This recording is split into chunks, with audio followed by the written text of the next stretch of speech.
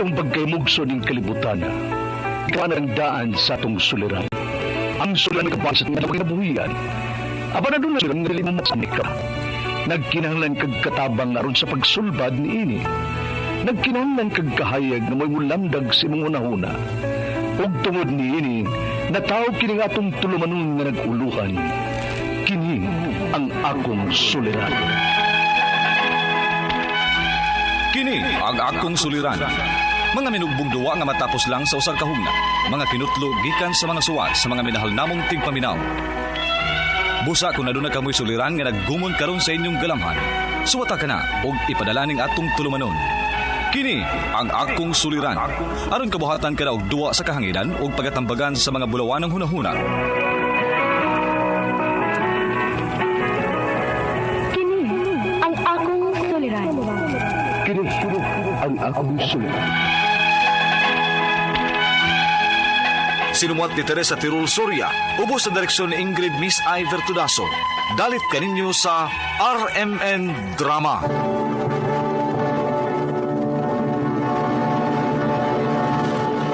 Recorded by X Thunder Gaming.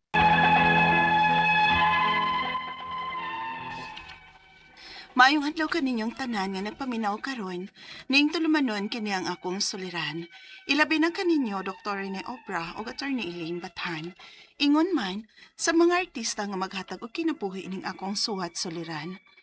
Tawgalan ko ninyo sa pangan nga Kathy, o sa ka-single mom, ug niya magpuyo sa Cebu City. Punto legal kining akong suliran. Karon good nga nag-college na ang akong anak, mibalhin na sab ko trabaho dinhi sa syudad. Ron ako siyang maubanan ug mamonitor ang iyang pag-eskwela. Nag-abang na lang mi og room nga good for two, alang namong duha sa akong anak. Aron inyong hisabtan, ingon inyang mga panghitabo.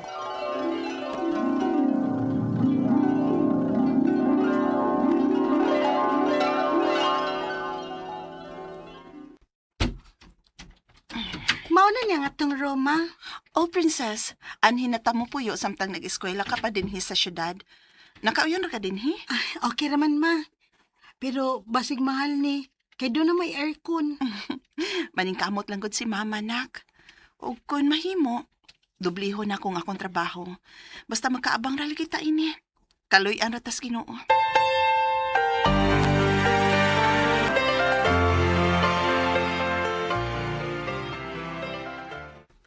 Wow! Single mom! Pero murag dili mailhan. Sapa ka da, El, uy. Tiguang na taon ko, uy. Nag-college siya ko ng akong anak. Pero dili ra ilhan, day. Wala ka maminyo ko saba. Sus, makatagam nang nahitabo na ko sa amahan sa kong anak, El, uy. Mong mas mayo pang way bana. Pero aron ba may kaabag ka sa pagpadako o pag-eskwela sa imong anak? Kung wa makabuhat ang amahan sa akong anak, El, laing laki pa ka, ha? Uy, who knows? May tinud-anay nga muunong sa imong kahimtaw. Ay, di na kumutuan na, El, uy. Babayang akong anak. Lisod na kung may lain ming kaubang laki. O gusto pa, kaya pa man ako nga buhion o paeskwelahon ng akong anak ba? Wa ko magkinahanglan og tabang, ilabi na gikan sa mga lalaki. Mao din ang mga independent woman, oy. Lisod makaikal kay makabarog ra og iya nga di magsalig sa ubang tao. Ay, kwan ba? Asa man mo nagpuyo sa imong anak? Nag-abang mi og room dili layo sa eskwelahan. O 100 lang sab, gikan din his trabahoan nato. Jesus, pag-amping ba yagod mo dinhi sa syudad, ha? Kidagan ba yung mga buang dinhi? By the way, unsa may address na inyong gipuy-an?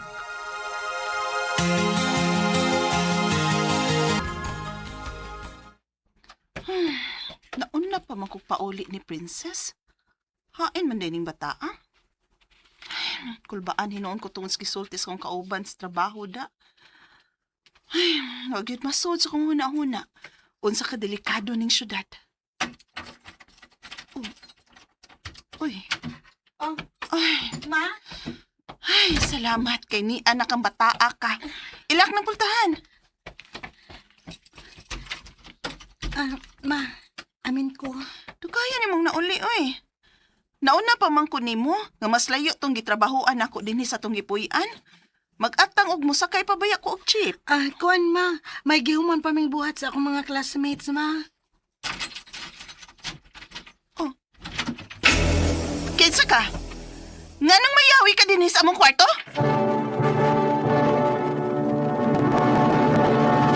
Recorded by X Thunder Gaming.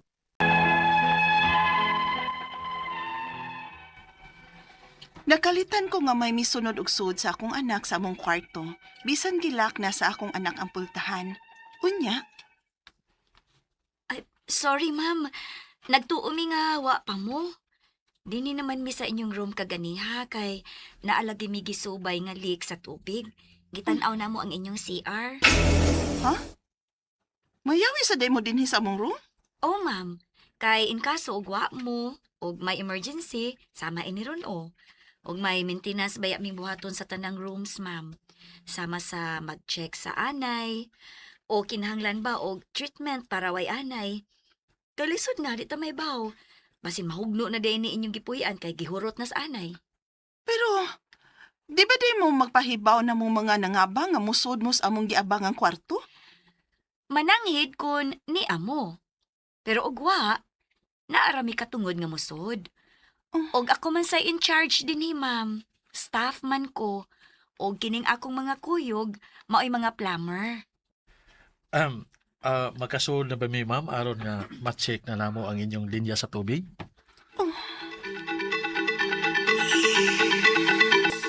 Uy, hala.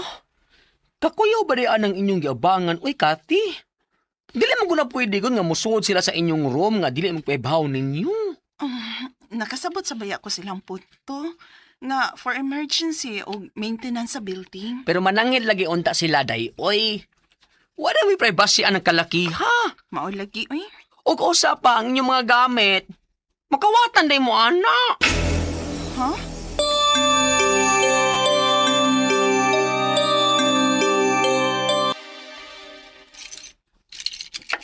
Uy. Ni ano man si Princess kay ni amaning iyang sapato sa gawas. Mag-text na ako. Princess! Nanaday ka diha sa sod? Ablibe!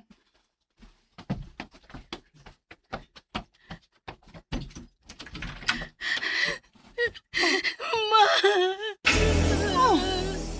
Ano naghilagman ka? Naunsa ka? Ganihari kong nauli, ma. Kay naibili na nga akong cellphone din sa atong kwarto. Pero wala din eh. Nawa! Unsa?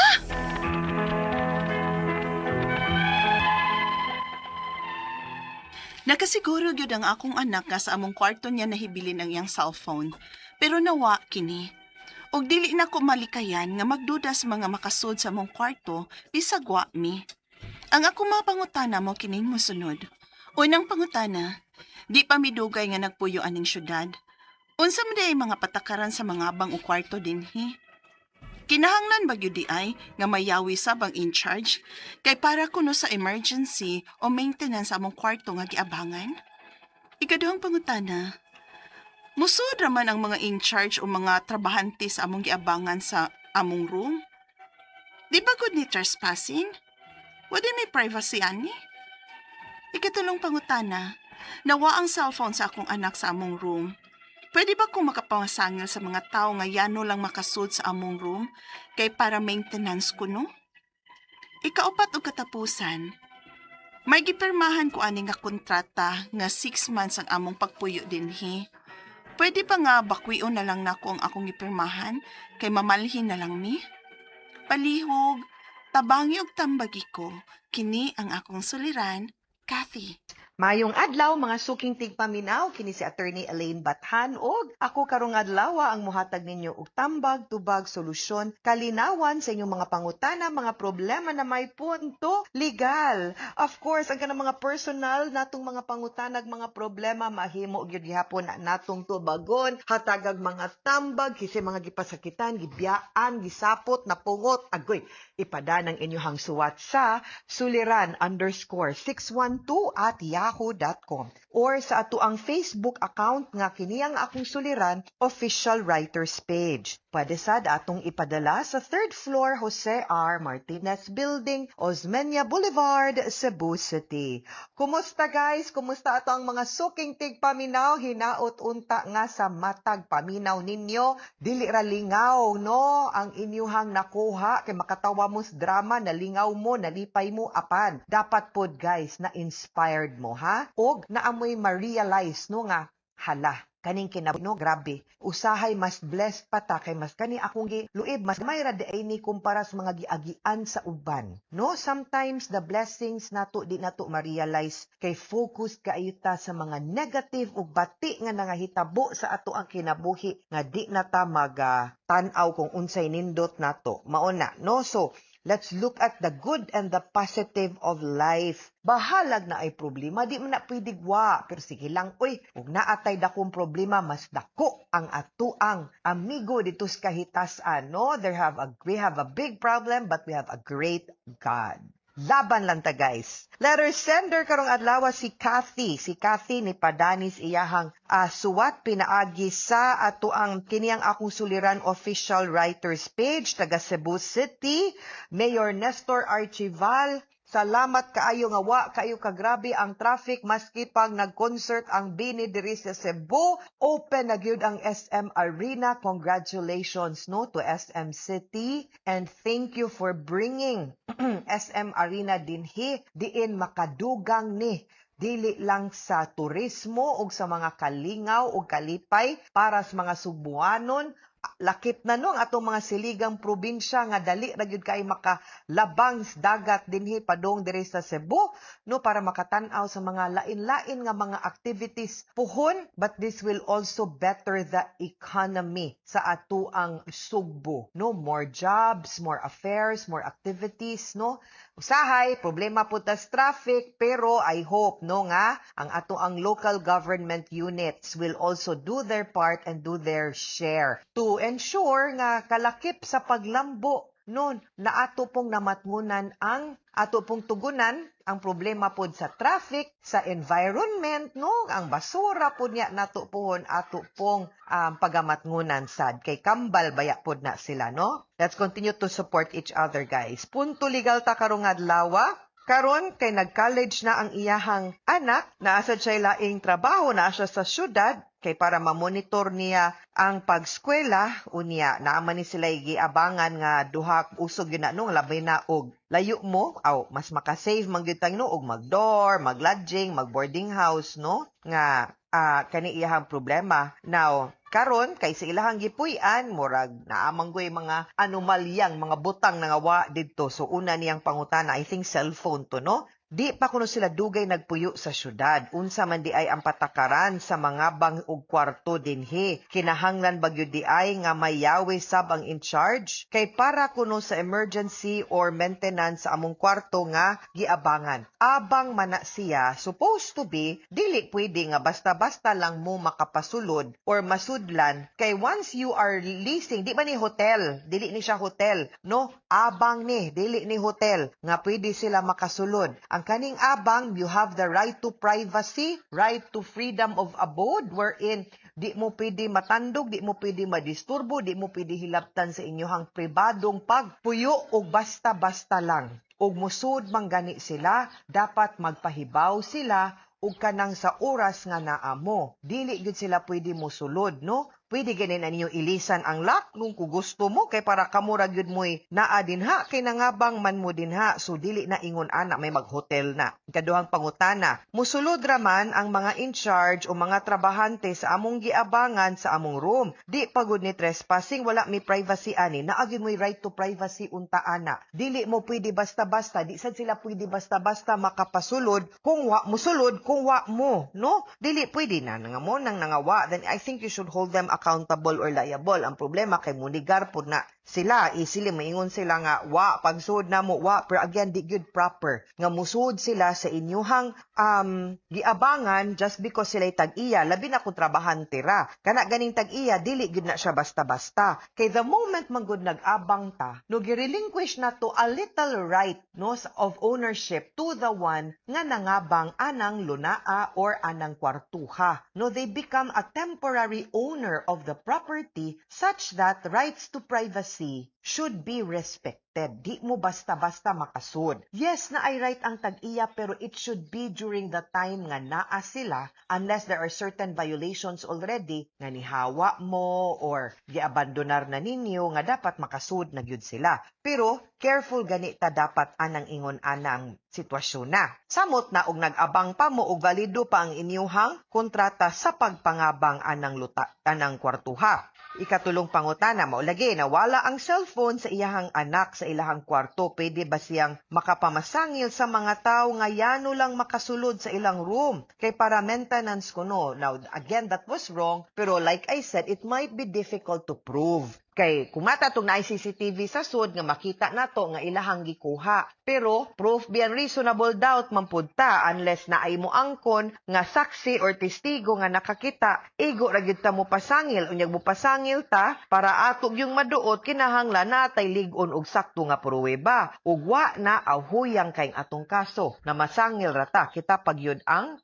mahimong dautan ana. So ang importante nga inyuhang klaruhon nga dili pili musod. Now if ingon ana manggani hawa na lang mo kay murang way klarog saktong patakaran anang pagpaabang nila din hada. Ikaupat og katapusang pangutana, may gipirmahan ko ani nga kontrata nga 6 months ang ilahang pagpuyo. Pwede ba nga bawkwion na lang nako ang akong gipirmahan kay mamalhin na lang may pag-i-end of contract na lang na nimo kay way klaro batik man sad sila og patakaran, way klaro no di kibaw mo respeto sa inyuhang pribado nga pagpamuyo no and mo violate pa sila na pay mga nangawa nga butang murag signos gyud ni nga angay na lang gyud mong muhawa di na lang mo mupadayon din ha mangita na lang muglain daghan kaing pwedeng abangan diri syudad diri Cebu City so di maguol hawa mo because the privacy no the right to privacy sa usa ka tawo is inviolable. Di na siya pwede basta-basta tapakan, di pwede basta-basta i-violate maski pa og nangabang rata. No, and be careful with our things guys, no? Karon dili ba na mahal ng mga CCTV unya internet ray ato ang puhunan og kuryente. So, invest ba ta? I think it's best no nga mo invest gitag mga CCTV camera karong mga panahona. Technology is there for a reason and to help us gamiton pod nato sakto. Mga sukintig paminaw hinaut unta nga nang may nakutlo na pagtulunan karong adlaw kini si Attorney Elaine Bathan. Daghan kayong salamat sa inyong pagpaminaw sa atong tulumanon hangtod sa sunod nga sugilanon din higapon sa tuang programa. Kini ang akong suliran gikan sa RMN Production Center, Radyo mo Nationwide. Tatak RMN, daghang salamat ug maayong adlaw.